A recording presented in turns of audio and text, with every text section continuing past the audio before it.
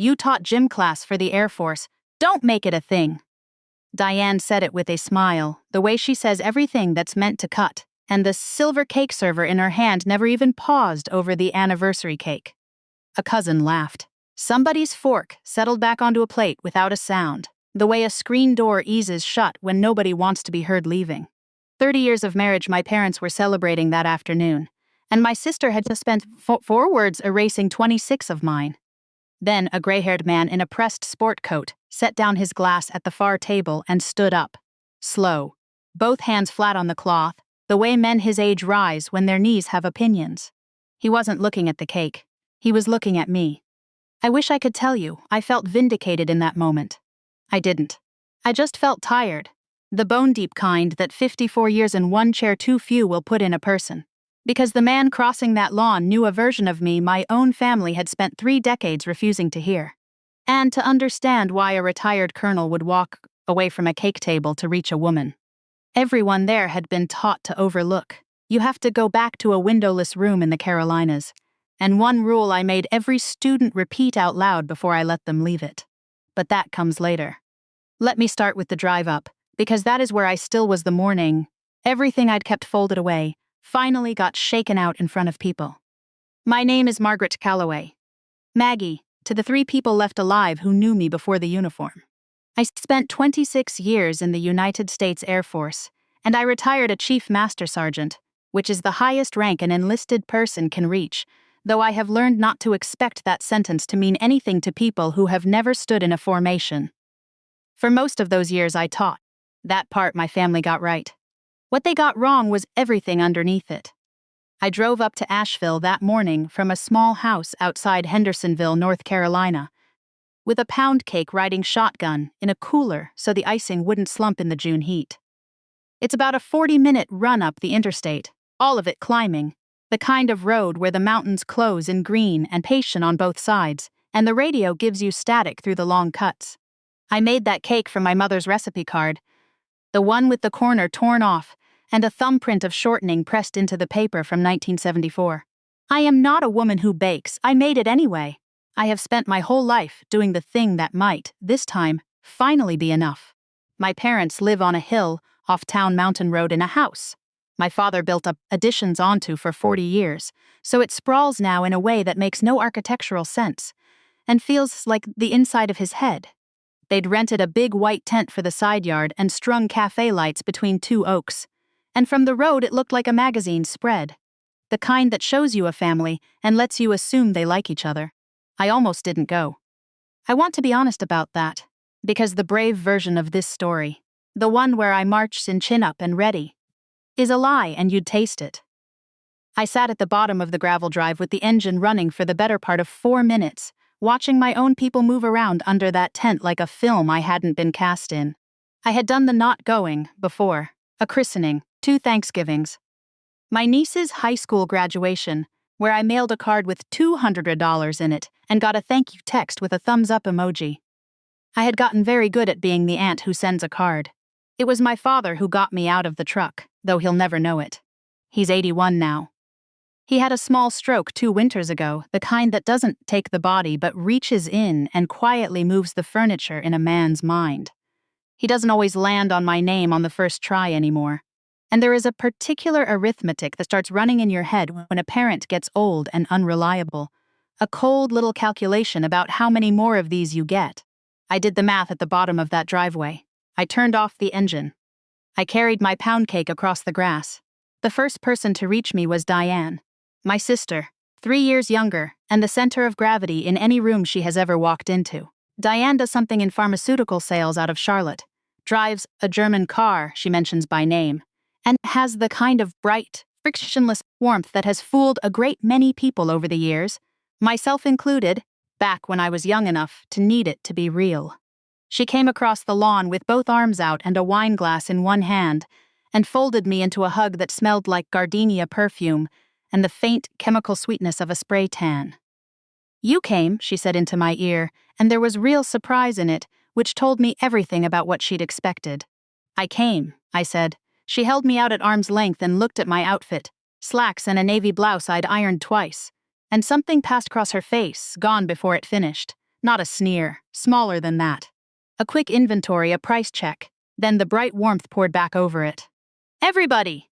Maggie made it up the mountain. A few heads turned. My cousin Patty waved with a deviled egg. Diane's husband, Greg, lifted a beer at me from his post by the cooler without breaking his conversation. Diane's two, grown now, both in their 20s, both gorgeous and faintly bored, glanced up from their phones and back down. It was warm and ordinary and almost fine. I should tell you what my family believes I am, because it sits underneath every single thing that happened next. They believe I taught physical training at an Air Force base. That's not wrong, exactly. It's just the cover of a book they never opened. They picture me with a whistle and a clipboard running young airmen up and down a field. Up and down a field, blowing the whistle, collecting a pension for it. Diane started that version of me at a Christmas in the mid-90s, when she'd had 2 glasses of Zinfandel and decided the funniest thing in the world was that her big sister played Army for a living. Wrong branch, even. She never did learn the difference between the Army and the Air Force, and she never cared to, because the joke worked better blurry. It stuck. It stuck because it was easy, and because I never corrected it, and because in my family the story Diane tells is the story that gets told. I never corrected it. That's the part I have to own. There's a reason, and it took me most of my life to find words for it. It is easier to be underestimated than to be understood. When people decide you're small, they stop watching you, and there is a deep, unglamorous freedom in being left alone. I spent a career in rooms where the work was hard enough without performing it afterward for an audience of relatives who'd already decided what I was. By the time I retired, the silence had set around me like concrete around a fence post. You can't pour something new into concrete. So I let them have their gym teacher, and I went home to my garden, and I told myself the trade was fair. What did I actually do? I'll tell it plainly because you've earned plain. For the last 11 years of my service, I trained parascumen, PJs they're called. The Air Force specialists who go in after the people no one else can reach. Downed pilots behind enemy lines.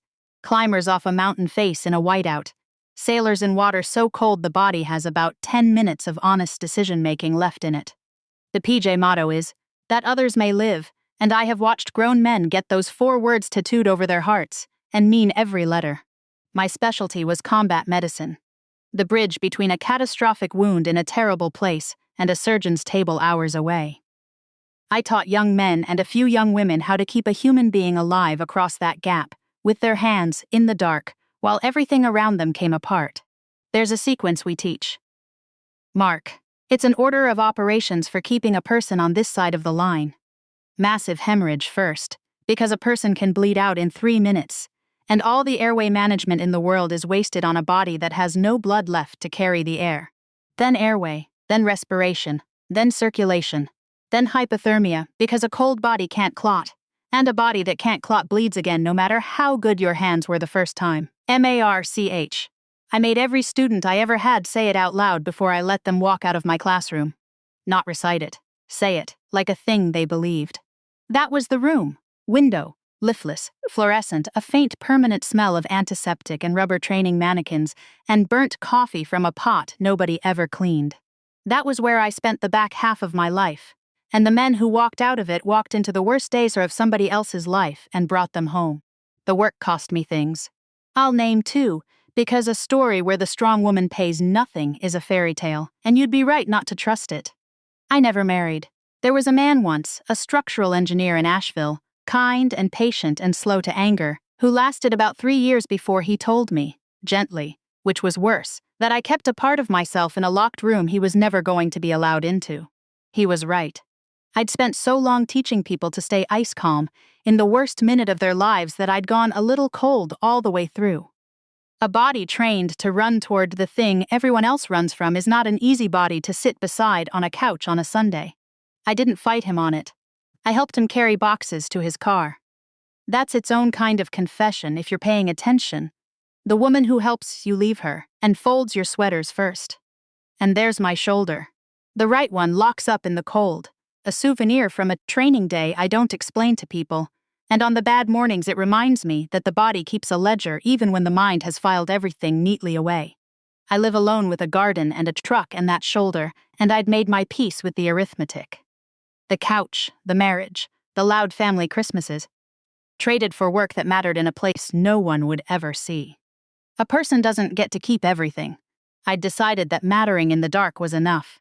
That was the lie I'd settled into. That it had all gone into the dark and stayed there. It hadn't. It had been walking around in the daylight for years, wearing other people's faces, and one of those faces was about to set down a glass of sweet tea at my parents' anniversary and stand up. The afternoon went the way these things go. The caterers laid out brisk and green beans and a vat of mac and cheese. My father held court in a lawn chair with a quilt over his knees despite the heat, and people took turns sitting beside him and speaking a little too loudly and a little too slowly, the way the healthy talk to the old. My mother moved through the crowd like a woman who has been the prettiest one in the room for so long she's forgotten it was ever a question. I found a folding chair near the edge of the tent, and I did the thing I'm good at. I watched the exits. I noticed who refilled whose drink. I absorbed. Diane had a microphone. Of course she did. She'd appointed herself mistress of ceremonies, and around 2 in the afternoon she tapped, a fork against a glass, and gathered everyone in close to say a few words about Mom and Dad, and about family. She was good at it. I'll give her that. She told the story of how our parents met at a church social in 1971, and she got the laugh on the part about the spilled punch, and she got the held breath on the part about my father's 2 tours and the letters home, and she dabbed at her eyes at exactly the right moment. She talked about her own kids, our parents' grandchildren, the next generation, the family name going on. She thanked Greg. She thanked the caterers by name.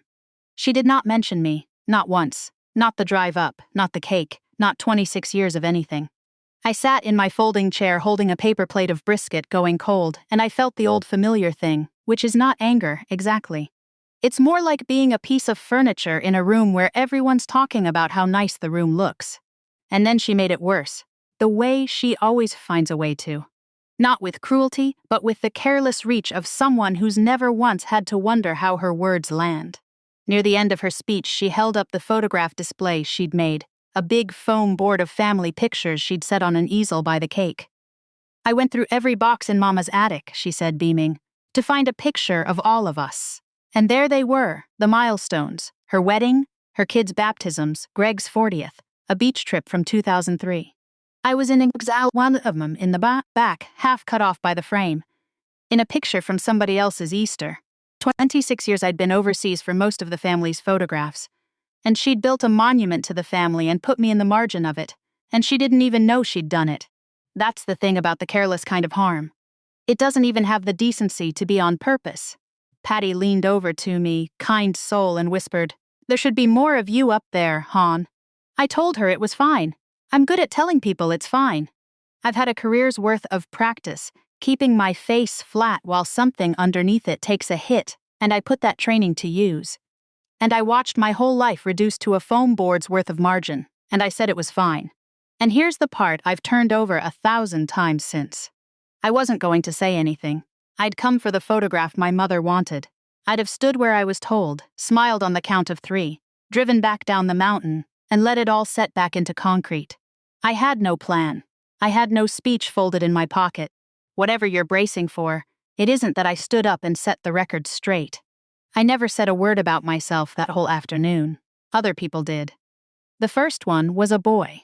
Not a boy, a man of about 30, but he had that scrubbed, slightly lost look that young veterans get at civilian parties, like they're still doing the math on how to stand. He was there as somebody's +1. I found out later he was dating one of Greg's nieces. He'd been quiet by the drinks table for an hour. And somewhere in the middle of Diane's speech, he'd stopped listening to her and started looking at me. After she finished, while people were still clapping and reaching for their glasses, he crossed the grass and crouched down by my chair so we'd be eye to eye. Up close he had a faded scar that ran from his hairline down behind his right ear, the clean kind, the kind that means somebody got there in time. "Ma'am," he said, low, just for me, "I'm sorry, I have to ask. Did you train PJs at Pope? Around 2009, 2010? I hadn't heard that question, phrased that way, in a long time. The base he meant doesn't go by that name anymore, but the men who came up through it still call it the old way, the way you keep calling your grandmother's house long after she's gone. I said I had. His jaw worked. He looked down at the grass, then back at me. And when he spoke again, his voice had gone careful, the way a voice gets when it's carrying something heavier than itself. "I think you wrote the protocol that kept my team leader alive long enough to get me off a mountain," he said. 8 years ago. Kunar. I was the one bleeding. I want to tell you what that does to a person, to be found. There is no good word for it. It is not pleasure. It is closer to the feeling of a door you'd nailed shut swinging open in a wind you didn't know was blowing. "What's your name?" I said. "Reyes, Sergeant Tomas Reyes." He said it like a man reporting in. Then, quieter. I wasn't going to say anything. But she was up there talking, and she said you taught Jim and I. He stopped. His eyes had gone bright. "I couldn't sit there and let that be the thing people believed about you." "I'm sorry. Maybe that wasn't mine to do." Behind him, I could see Diane working the edge of the crowd with her wine glass, glowing, accepting compliments on her speech. She caught me looking. She came over, all warmth, because a strange young man crouched by her sister's chair was a thing that needed managing. "Everything okay over here?" she said, the smile fixed. And Tomas Reyes stood up to his full height and turned to her, and that's when the afternoon I'd planned to survive turned into the afternoon I'm telling you about. "Ma'am," he said to my sister, polite as a churchgoer. "I don't think you know who your sister is." Diane's smile didn't move, but something behind it did. "Oh, we know Maggie just fine," she said, and there was the laugh she keeps in her pocket for moments she wants to control, light and dismissive, a hand patting a dog. She taught the PT down at the base. Blew the whistle. "We're real proud." The last 2 words came out shaped like a joke, the way she's shaped them for 30 years, and a couple of nearby cousins smiled on cue. Tomas didn't smile. "No, ma'am," he said. "She didn't teach PT." "I'm sure she did a lot of things," Diane said, and now there was an edge starting to show under the gloss, because she could feel the nearby conversations going quiet, feel the gravity in the tent shifting toward a corner she didn't control. "She wrote the field protocol," Tomas said.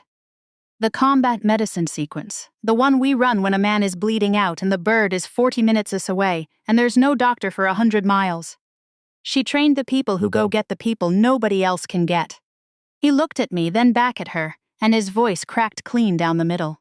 "I've got a scar behind my ear and a team leader who walked his daughter down the aisle last spring, and both of those things exist because of what your sister taught a room full of us to do with our hands." "Gym teacher." He shook his head slowly. "No, ma'am. I'm sorry. I won't sit here and eat brisket and let you call her a gym teacher." The tent had gone quiet. Not all the way quiet. There was still a kid crying somewhere near the bounce house, still the caterers clinking pans. But the human quiet, the kind where 40 people all decide at once to listen while pretending not to. Diane's spray tan had gone a strange color underneath.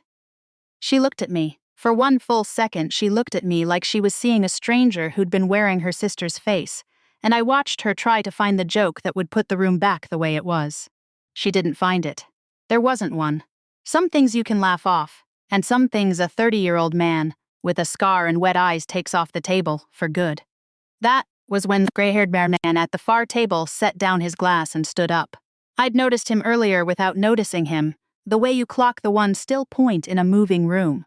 He'd come as a guest of my parents' longtime neighbors, the Aldridges. I'd learn his whole story before the night was over. Mid-70s. Posture like a flagpole. He'd been watching the corner of the tent for a couple of minutes, and now he was crossing it, unhurried, both hands loose at his sides, and the crowd parted for him without quite knowing why. He stopped a few feet from my chair. He looked at me a long moment, and something moved across his weathered face that I can only call recognition, though we had never once met. "Forgive me," he said. His voice was quiet, and it carried, the way a certain kind of authority always carries quietest. I couldn't help overhearing. "Chief Calloway?" Chief, not Maggie, not Miss. Nobody in that tent had called me by my rank in 30 years, because nobody in that tent knew I had one. I stood up. I don't fully know why. 26 years build a thing into the body that doesn't ask the mind's permission. I stood up and I felt my spine do what it does, and I said, "Yes, sir." "Raymond Foss," he said. "Colonel, retired. I ran a combat support hospital out of Bagram for 3 years." He let that sit. "I never had the privilege of meeting you, Chief, but I have read your name more times than I can count. Your hemorrhage control protocol came through my facility on laminated cards. We taught it to the incoming nurses." He paused, and for just a moment the flagpole posture bent, the way it does when an old soldier remembers a specific face instead of a general fact. I have personally signed letters to mothers. There are letters I did not have to sign because of work that started in your classroom. I have thought, more than once, about the persons behind that protocol, and I never expected to be standing in a backyard in Asheville looking at her. The tent was all the way silent now. Even the kid by the bounce house had stopped. I became aware, distantly, of Diane somewhere off to my left, the wine glass still in her hand, her mouth slightly open. I became aware of my mother turning from her sisters, her hand rising to her chest. I became aware of my father in his lawn chair, the quilt over his knees, his old face cocked toward the voices with the specific intensity of a man who has lost some words, but not the ability to feel the temperature of a room change. And I became aware that I had spent 30 years building a life, on the belief that the work would stay in the dark, and that the belief had just died in front of everyone I was related to, and that I had no idea, none, what a person was supposed to do next. "Sir," I started, because that's the only word I had. But Colonel Foss wasn't finished. He turned slowly to face the rest of the tent, and what he did next was the thing I will carry to my own grave, the thing that broke something open in that family that 30 years of my silence had welded shut. He raised one hand to the brim of an invisible cap, and he held it there, and in a voice that filled every corner of that white tent, he said, "I'd like everyone here to understand. You have been calling this woman a gym teacher." He let the word land like a stone in still water. "She is one of the reasons American sons came home in one piece. I have buried the ones we lost. I know exactly what her work was worth, down to the name." And he held the salute. Now, here is where I have to slow down, because the next part is not the part you think. The salute is not the climax of this. The salute lasted maybe 4 seconds. What happened in the hour after it is the actual story, and it is messier and truer than any salute, and it is the reason I'm telling you any of this at all. But I have to tell you what the salute did first. My cousin Patty started crying, which surprised everybody, including Patty. Greg, Diane's husband, set his beer down on the cooler very carefully, like a man who has just understood he's been on the wrong side of something for years and is recalculating. The young people looked up from their phones, and for once stayed looking up. And Tomas Reyes, Sergeant Reyes, came to attention next to the colonel and held his own salute, and the two of them, 50 years apart in age, stood there with their hands up and their eyes on me, and I understood that this was a thing they were doing for each other as much as for me. A thing that men who've been to that place do when they recognize one of their own had been walking among the unknowing. I didn't cry. I want to be honest about that. People always assume the dam breaks at the moment of vindication, and maybe for some people it does. For me it came later, alone, in a truck, the way it always does. In that moment I just stood there with my spine straight and my locked shoulder aching the way it does is in any kind of stress, hot or cold, and I felt the strangest thing. I felt sorry for my sister. Because I knew what was coming for Diane in the next hour, and I knew she'd brought it on herself by inches over 30 years. And I knew that none of it was going to feel the way she, or anyone watching, assumed it would feel. There is a kind of victory that arrives so late it's already half grief by the time it gets to you. This was going to be that kind. My mother reached me first. She came across the grass faster than her hip should have allowed, and she took both my hands in both of hers, and her face was doing something I had not seen it do in my adult life, which was struggle. "Margaret," she said, "why didn't you ever?" And she couldn't finish it, because there was no end to that sentence that didn't indict the both of us. Why didn't you ever tell us? The answer was sitting right there between us, made of 30 years of small rooms and turned shoulders, and we both knew it, and she had the grace, at least, not to make me say it out loud. "You never asked, Mama," I said. 4 words. It was the gentlest version of the truth I had. She flinched like I'd touched the locked shoulder, but she didn't let go of my hands. Across the tent, Diane had not moved. She was still holding the wine glass, and she was looking at the grass. And the people who'd been standing near her had drifted away in that quiet, instinctive way a crowd creates, a little island of space around someone who's just been exposed. Nobody was going to her. That, more than the salute, more than the colonel's words, was the thing that told me how the room had turned. The center of gravity had finally left my sister, and she was standing in the cold spot where it used to be. And she was the only one who didn't yet know what to do about it. And here is something I noticed that I'm not proud of noticing. Because it shows you I'm no saint in this story either. I watched Greg cross the tent to her and put a hand on her back, and I watched her shrug it off, not angrily, just blindly, the way you wave away a thing when you're somewhere far inside your own head. I watched her 2 kids. The bored, beautiful ones.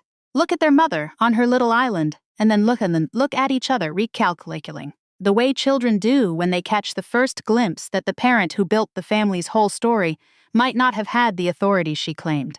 I watched the foam board display by the cake, with me in the margin of it, and I understood that everyone in that tent was now seeing it the way I'd seen it an hour earlier, and that no one would ever look at one of Diane's stories quite the same way again. That's a real consequence, and it's a quiet one, and it does more lasting damage than any shouting match. A storyteller's whole power is that people believe her. Once the room has watched her get a thing badly, publicly wrong, that power doesn't come back in an afternoon. Maybe not ever all the way. I didn't enjoy it. I want to be clear about that, because the dishonest version of me would have. The honest version just felt the old furniture feel turn itself inside out, and discovered that being suddenly seen is its own kind of exposure, and that I had no more idea how to be visible to these people than my sister now had how to be quiet. Colonel Foss lowered his hand. He stepped close to me, close enough that the next part was just for the 2 of us, and he said something I've thought about every day since. "You've had a hard afternoon, Chief," he said quietly, "but I've watched a lot of these moments. The part that's about to test you isn't the part where strangers honor you." He glanced, just barely, toward my sister, alone on her little island. "It's the part where you decide what to do with the people who didn't. Don't rush it. You've got time. They don't have an answer you need anymore." Then he shook my hand, both of his around mine, the way you'd hold something you were afraid of breaking, and he went back to his table. And I was left standing in my parents' side yard, under cafe lights coming on as the mountain light went long and gold, with a paper plate of cold brisket on a folding chair beside me, and a whole family rearranging itself around a fact it had refused for 30 years. And a younger sister across the grass who had just learned, in front of everyone, exactly how wrong she'd been about the person she'd spent her life shrinking. What I didn't know yet, what none of us knew, standing there in that turning light, was that the hardest conversation of the whole day hadn't happened yet. It was still an hour off. It would happen behind a closed door, in my father's old workshop, over a shoebox I didn't know existed, and it would not go the way any of us would have written it. Tomas Reyes found me again as the light failed, and the party started, slowly. To remember, it was a party. He'd gotten me a fresh sweet tea I hadn't asked for, the way the young ones do, looking for some task to fold their hands around. "I hope I didn't make it worse, ma'am," he said. "You didn't make it worse," I told him. And then, because he looked like he needed it more than I did, "What's your team leader's name?" The one who walked his daughter down the aisle. His whole face changed.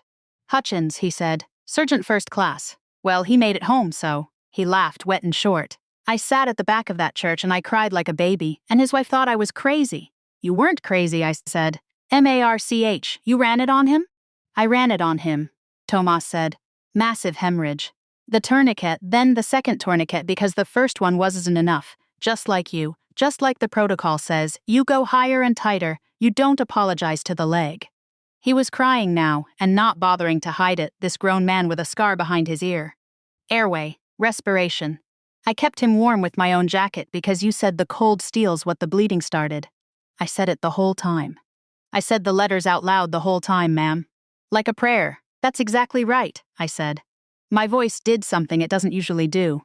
"That's exactly what it's for." And there it was. 30 years of a windowless room standing in front of me in a borrowed sport coat, alive. You spend your life wondering if the work landed anywhere. If the words you made men repeat ever traveled past the door of that ugly little classroom. And then one June afternoon the work walks up and gets you a sweet tea you didn't ask for, and tells you it said your protocol out loud like a prayer, over a man who's now somebody's whole world. I had to step away after that. I walked out past the edge of the tent, past the oaks, to the split-rail fence at the back of my parents' property, where the hill drops away and you can see clear across to the next ridge going blue in the evening. I put my hands on the rail. My shoulder ached. I breathed. That's where Diane found me. She came across the grass slow, no wine glass now, and she stopped a careful few feet away, the way you'd approach a horse you weren't sure of. For a long moment, neither of us said anything. Below us, the crickets were starting up. Behind us, the party murmured.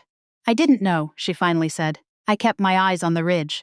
I know you didn't. That's not. She stopped. Started again. Maggie, I want you to know I didn't know. I never knew what you actually. I know, Diane. Then why are you? Her voice climbed that old reflex, the one that turns her own discomfort into someone else's fault before she can stop it. Why didn't you ever just tell me? Do you have any idea how that makes me look? 30 years I've been. She caught herself. Even she could hear it.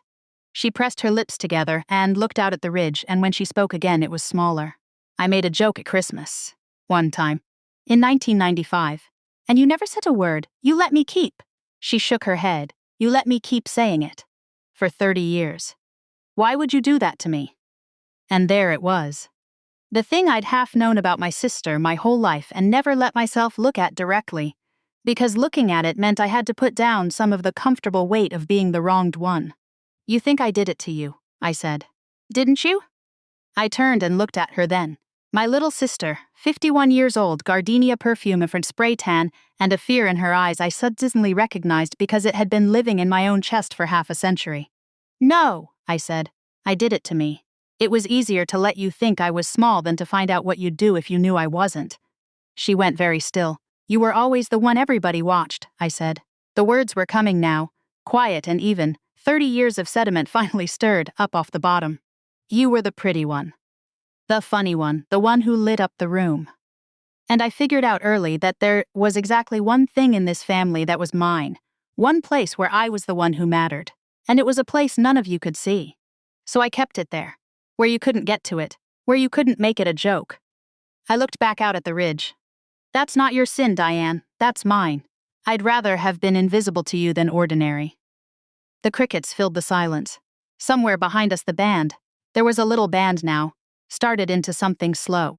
When I looked back, my sister was crying. Not the careful, camera-aware crying I'd watched her do during her speech. The other kind, the kind that wrecks the spray tan. Everybody loved you, she said, and it came out of her like something she'd been holding underwater for decades. Even when we were kids.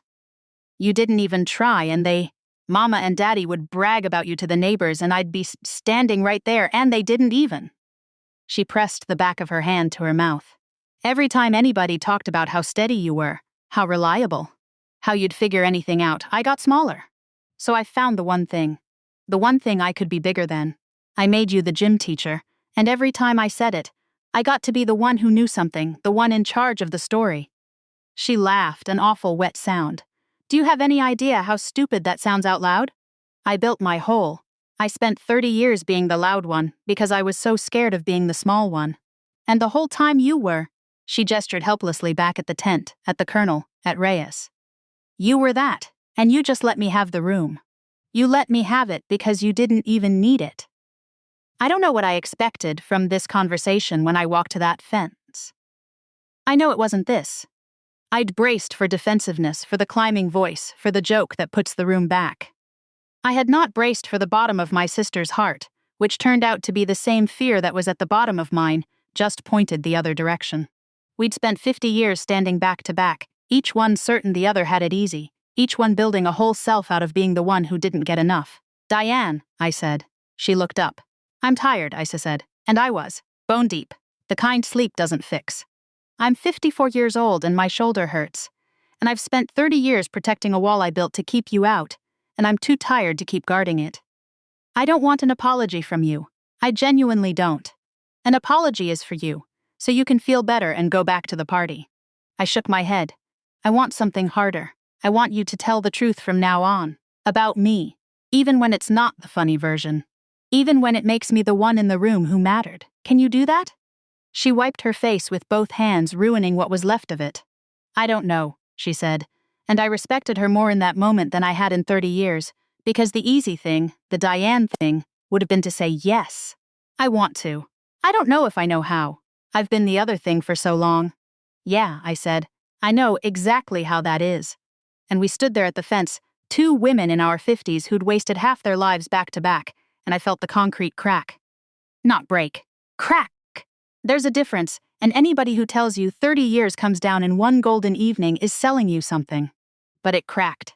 A hairline, enough for water to get in. Enough for something to maybe eventually grow. That should have been the end of it. The salute, the fence, the crack in the wall. If this were the kind of story Diane tells, it would tie off right there with a bow. But my father was still in his lawn chair under the cafe lights. And my father, it turned out, had been keeping a secret of his own for a very long time. And he had been waiting all evening, in his quiet, rearranged mind, for the right moment to give it to me. He sent my mother to fetch me. "Your father wants you in the workshop," she said, and there was something careful in her face. "He's been asking for the workshop since the salute. He made Greg help him out there." "Margaret." She touched my arm. "He's been keeping something. I think you should go." My father's workshop is a cinder block building behind the house that smells, always, of sawdust and motor oil, and the particular cold mineral smell of concrete that never quite warms up. He built half the furniture in my childhood home in there. After the stroke, he doesn't go out much, and the place had a held-breath stillness when I pushed the door open, the work light buzzing over the bench. He was sitting in a chair Greg must have carried out for him. On the workbench in front of him was a shoebox, old. The cardboard soft at the corners, a rubber band around it gone chalky with age. "Margaret," he said. "He got my name on the first try." His eyes were wet and clear. "Sit down. I've been waiting a long time to give you this, and I'm not." He tapped his own temple gently, the gesture he uses now for the thing the stroke took. "I'm not always sure how long I've got with all my words. So I want to do this while I've got them." I sat down on the workshop stool. My heart was going in a way it hadn't all afternoon, not even during the salute. He pushed the shoebox across the bench toward me with both hands. "Open it," he said. I worked the chalky rubber band off. I lifted the lid. It was full of paper, newspaper clippings, gone yellow and brittle, printed out emails, the ink fading, a base newsletter, a program from a change of command ceremony, a letter on Air Force letterhead, and on top, a photograph of me at 38 in my service dress, a rank insignia on my collar, shaking hands with a general whose name would mean something to anyone who'd served. I looked up at my father. I couldn't make my mouth work. "You think I didn't know," he said. It wasn't a question. His voice was thick and slow, but every word was solid. "Your sister told that gym teacher joke for 30 years and I let her, same as you let her. You want to know why I let her?" He reached over and touched the photograph with one knotted finger. "Because you wanted it that way. You came home from that place with a wall around you a mile high. And the one thing you ever asked of this family without saying it out loud was to be left alone about it. So I left you alone about it. Out loud." He tapped the shoebox. "And I kept this, quiet. Because a man ought to know what his daughter is, even if she won't let him say it at the dinner table. I'm not going to be able to describe to you what was happening in my chest. There isn't language for it. 30 years I'd believed the work had gone into the dark and stayed there, unseen, and it had been sitting in a shoebox in my father's workshop the entire time, collected by a man I'd assumed had bought the gym teacher story along with everyone else. "How did you?" I started. "I called people," he said simply. "After you'd visit and not say anything, I'd call, fellas from your base. That colonel that retired to Black Mountain. I'd say, 'I'm Margaret Calloway's father, tell me about my girl.' He almost smiled. 'You'd be surprised what people will tell an old man who buys them a cup of coffee.' I got most of it. The protocol. The men. The motto, that others may live." His voice broke clean in half on the last word. "That's the one that got me. That's the one I'd say to myself out here when I couldn't sleep. My daughter spent her life so that others may live, and she'd sit at my table and let her sister call her a gym teacher rather than say one word about it." He put his old hand flat on the shoebox. "I never understood it, Margaret, but I kept it. And tonight, when that colonel stood up and saluted you in my own backyard, I thought, Finally somebody said it out loud where she had to hear it. And I figured if a stranger could say it, her father damn well better, while he's still got the words to do it." He lifted the photograph off the top of the pile with a hand that shook. And he held it up to the work light, and he looked at it the way I'd seen him look at a level he'd just set true. "You know what your mother and I used to fight about?" he said. "You. Not in a bad way. She wanted to push you, wanted to call your base, find out what you really did, drag it out of you and brag on it the way she brags on your sister, and I wouldn't let her." His jaw worked. I told her, that girl came home different, and she's asking us for one thing without asking, and it's room. So we give her room. And maybe I was right, and maybe I was a coward hiding behind being right. I've had 2 years sitting in this chair to wonder which. He set the photograph down. But I'll tell you what I figured out. There's a kind of respect that's really just leaving somebody alone. And there's a kind that's harder, where you go and you learn what they are and you carry it, whether they let you say it or not. I gave you the easy kind for 30 years because it was what you asked for. The shoebox was me trying to do the hard kind in secret. He looked up at me, his eyes clear and wet under the buzzing light. A father shouldn't have to do the hard kind in secret, Margaret. That's the part I'm sorry for. Not the room, the secret. I came off that stool, and I put my arms around my father in that cold workshop, and I felt how small he'd gotten, how the stroke and the years had taken the big broad bricklayer I grew up under and left this trembling, clear-eyed man holding a shoebox, and I cried then. Finally. Not in the truck, not alone. There, against my father's shirt, with 30 years of dark coming up out of me in the one place I never thought to look for light. I'm proud of you, he said into my hair. He'd never said it. 81 years and a stroke in a shoebox. And he'd never once said it, and he knew it, and that was why he was saying it now, before the words could get away from him for good. I have been proud of you the whole time. I just didn't know how to say it to a woman who built a wall to keep us from saying anything. So I said it to the shoebox. I'm sorry, Margaret. I'm sorry. It took a stranger to make me brave. Some damage survives apologies. I want to say that plainly. Because the dishonest version of this story is the one where my father's words in that workshop healed 30 years in a single stroke, and they didn't. The years are still the years. The Christmases I missed are still missed. The man who helped me carry his boxes to the car is still gone, and the couch I never sat on is still empty, and my shoulder still locks up in the cold. An apology, even a true one, even a beautiful one, doesn't run time backward. It can't, but it can change which direction you're facing when you walk out the rest of it.